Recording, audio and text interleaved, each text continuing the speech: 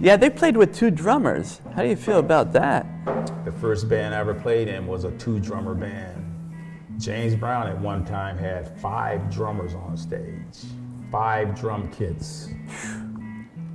And then his 2 famous drummers, Clyde Stubblefield and Mr. Jabbo Starks, got together and said, hey man, let's knock these other drummers off. So James Brown said, I don't need the others 5, I'll keep these 2. So then you had the Doobie Brothers have 2 drummers, Allman Brothers, 2 drummers, Earth, Wind and Fire had 2 drummers, and Grateful Dead had 2 drummers. So yeah. I like 2-drummer bands. It's a lot of rhythm. And how did the 2 drummers keep in sync? Well, it depends. You either play unison together and make it really cool, powerful, or you play off of each other. Huh.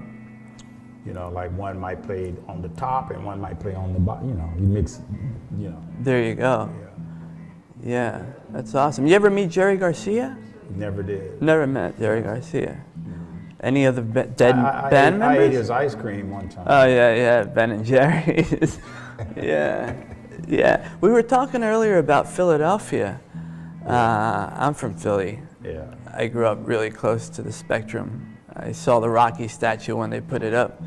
You ever play at the Spectrum with B.B. King? Never did. Not No? at the Spectrum, but played at many other venues in Philadelphia and surrounding areas. Yeah. And tell me, how did B.B. King find out about Pappo?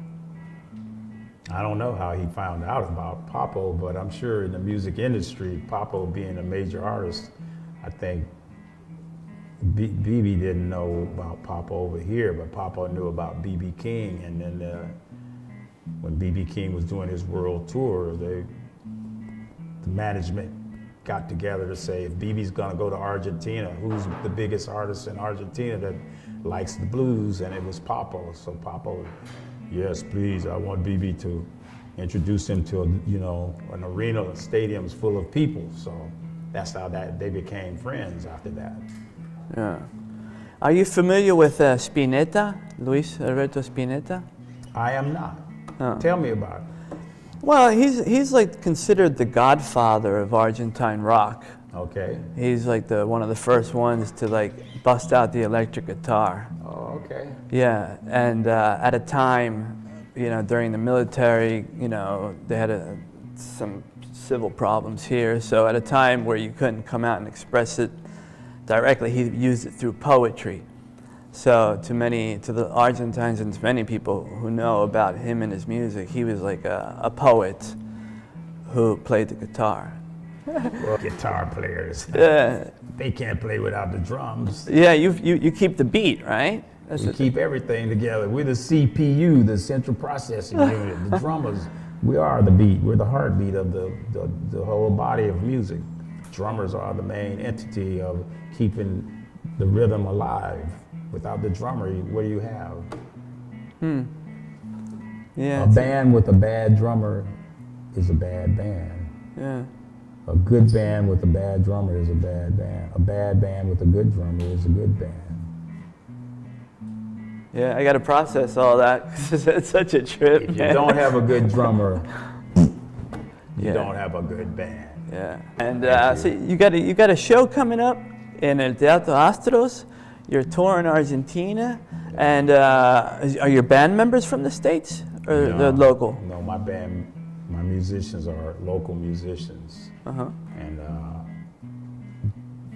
they understand what I do, and they take instructions from me better than musicians in America. Sure. Because the American musicians, everybody wants to be the band leader. It's very difficult to meet musicians who like to take leadership and be the support system. Most musicians want to be, it's all about me. Yeah.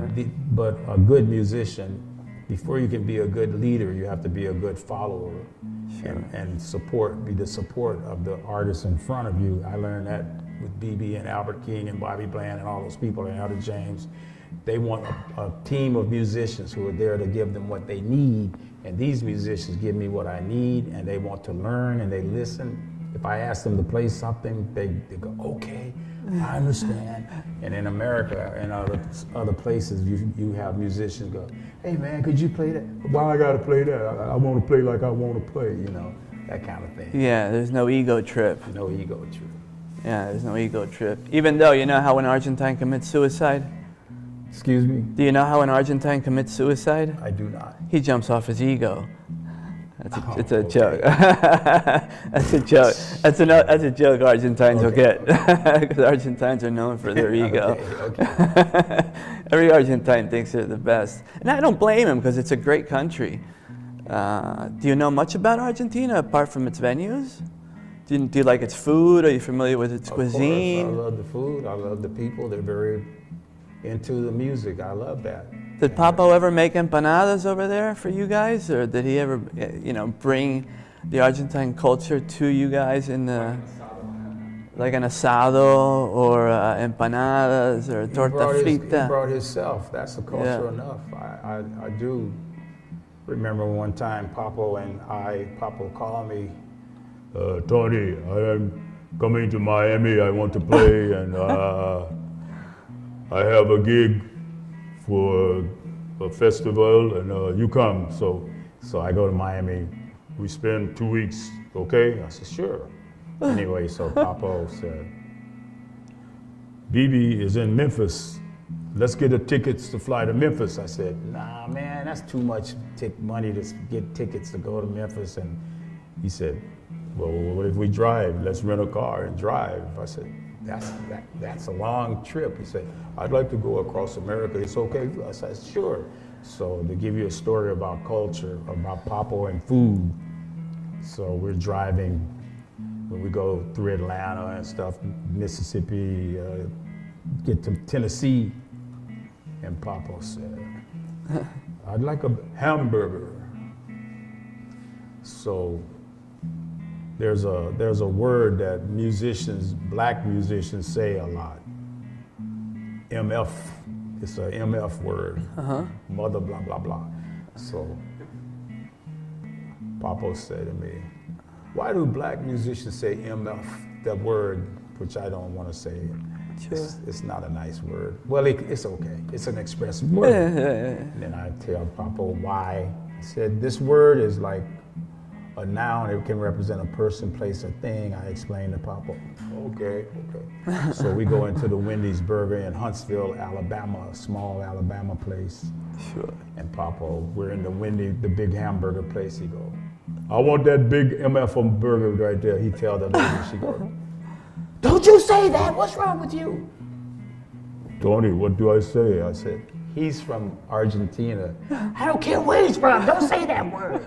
And then we get in the car and Pappo said, Tony, what you didn't explain this word, why she was so upset. I said, well, Pappo, you can't say the word to people you don't know in a public place. You have to say it amongst friends. I don't understand, but the burger's good.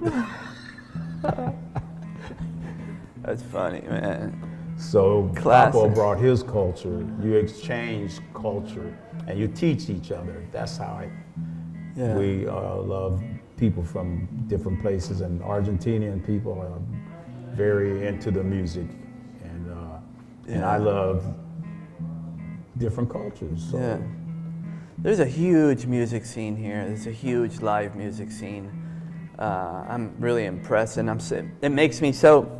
It makes me so happy, and it's satisfying to know that there's a live music scene in today's modern era, and that people still go to watch live music. Man, it's so cool, especially in the age of AI, to go see a band.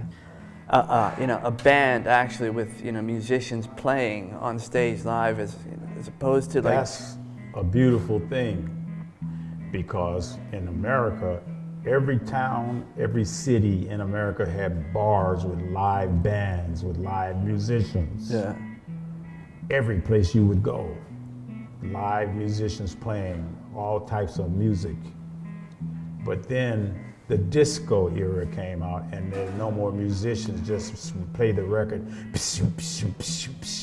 and club owners are like, you know, this is better to run than depending on musicians. You know, I can just have a DJ and spin the records. So now it's going beyond that to just a DJ playing in arenas and filling the arena with a disc jockey, one person.